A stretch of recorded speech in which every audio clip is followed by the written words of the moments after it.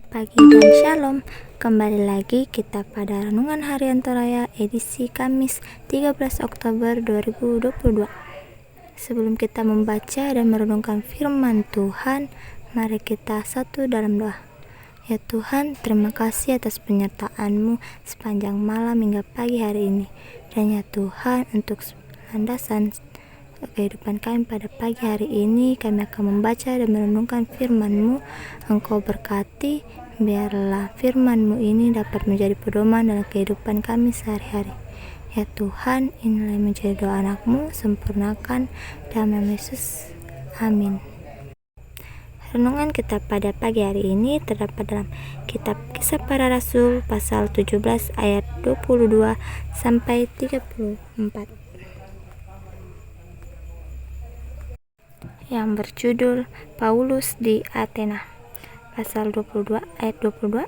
Paulus pergi berdiri di atas Areopagus dan berkata, "Hai orang-orang Athena, aku lihat bahwa dalam segala hal kamu sangat beribadah kepada dewa-dewa.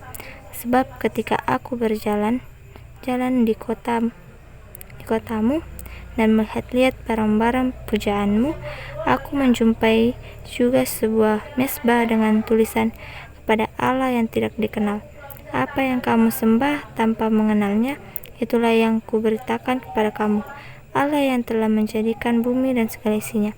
Ia adalah Tuhan atas langit dan bumi. Tidak diam dalam kuil-kuil buatan tangan manusia, dan juga tidak dilayani oleh tangan manusia, seolah-olah ia kekurangan apa-apa. Karena dialah yang memberikan hidup dan nafas dan segala sesuatu kepada semua orang. Dari satu orang saja ia telah menjadikan semua bangsa dan umat manusia untuk mendiami seluruh muka bumi, dan ia telah menentukan musim-musim bagi mereka dan batas-batas kediaman mereka, supaya mereka mencari Dia dan mudah-mudahan menjamah dan menemukan Dia, walaupun Ia tidak jauh dari kita masing-masing. Sebab di dalam Dia kita hidup, kita bergerak, kita ada, seperti yang telah juga dikatakan oleh pujangga-pujanggamu. Sebab kita ini dari keturunan Allah juga. Karena kita berasal dari keturunan Allah, kita tidak boleh berpikir bahwa keadaan ilahi sama seperti emas atau perak atau batu, ciptaan kesenian dan keahlian manusia, dengan tidak memandang lagi zaman kebodohan. Maka sekarang Allah memberitakan kepada manusia bahwa di mana-mana semua mereka harus bertobat, karena Ia telah menetapkan suatu hari pada waktu mana Ia dengan adil akan menghakimi dunia oleh seorang yang telah ditentukannya. Sesudah Ia memberikan kepada semua orang suatu bukti tentang hal itu dengan membangkitkan Dia dari antara orang mati.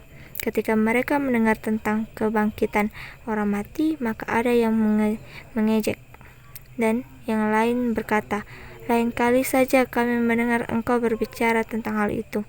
Lalu Paulus pergi meninggalkan mereka, tetapi beberapa orang laki-laki menggabungkan diri dengan dia dan menjadi percaya. Di antaranya juga Dionysius, anggota majelis Areopagus, dan seorang perempuan bernama Damaris, dan juga orang-orang lain bersama-sama dengan mereka. Amin. Tema renungan kita pada pagi hari ini adalah salah sasaran. Dalam pelaksanaan adat, khususnya adat Toraja, baik dalam upacara rambut solo maupun upacara rambut tuka, kadang-kala kita sendiri merasa bingung dengan berbagai tahapan atau simbol dan aturan-aturan yang dilaksanakan dalam upacara tersebut. Banyak yang kita tidak mengerti apa maksud dan maknanya, tetapi harus dilakukan dengan alasan ketaatan kepada adat atau aluk agama. Paulus adalah penginjil, tahu benar kondisi yang ada di Athena. Ia kemudian memberitakan sang juru selamat kepada penduduk Athena yang rajin beribadah, namun yang mereka sembah itu mereka tidak mengenalnya. Tentu Paulus terlebih dahulu melaksanakan penelitian sebelum ia memberitakan kabar sukacita kepada penduduk Athena. Terbukti bahwa ia tahu kondisi kepercayaan orang-orang di Athena pada waktu itu. Ia kemudian memperkenalkan Allah yang di dalam Yesus Kristus telah menyatakan cinta kasih-Nya kepada manusia. Paulus memperkenalkan Yesus kepada penduduk di Athena agar mereka tahu dan mengenal siapa yang mereka sembah sehingga penyembahan mereka tidak salah sasaran. Kadang kita tidak menyadari bahwa ibadah yang kita lakukan khususnya dalam upacara-upacara adat Toraja sudah banyak yang salah sasaran. Rangkaian upacara adat bagi orang Toraja dianggap sebagai ketaatan kepada adat dan aluk agama. Karena itu dilakukan sangat ketat dan menjadi keharusan. Namun jika kita cermati, sesungguhnya ibadah yang dilakukan dalam upacara itu hanyalah sekedar saja atau dialuki. Kita kadang lebih taat pada aturan adat yang kita sendiri tidak tahu arti dan maknanya dibanding ketaatan kepada Tuhan. Seharusnya yang terjadi ialah kita beribadah yang arahnya jelas, yakni untuk Tuhan. Amin. Demikianlah firman Tuhan yang sudah kita renungkan pada pagi hari ini, di mana firman Tuhan pada pagi hari ini mengajarkan kita untuk tidak salah sasaran. Dan sekarang mari kita satu dalam doa. Ya Tuhan, terima kasih atas penyertaan-Mu. Sekarang kami sudah membaca dan merenungkan firman-Mu. Kau berkati, biarlah kami hidup seturut dan kehendak-Mu dan tidak ada salah sasaran dalam kehidupan ini ya Tuhan. Dan ya Tuhan, berkati aktivitas kami selanjutnya, biarlah apa yang kami lakukan berkenan di hadapan-Mu ya Tuhan. Ya Tuhan, inilah yang menjadi doa anak-Mu, sempurnakan dalam nama Yesus kami sudah berdoa. Amin.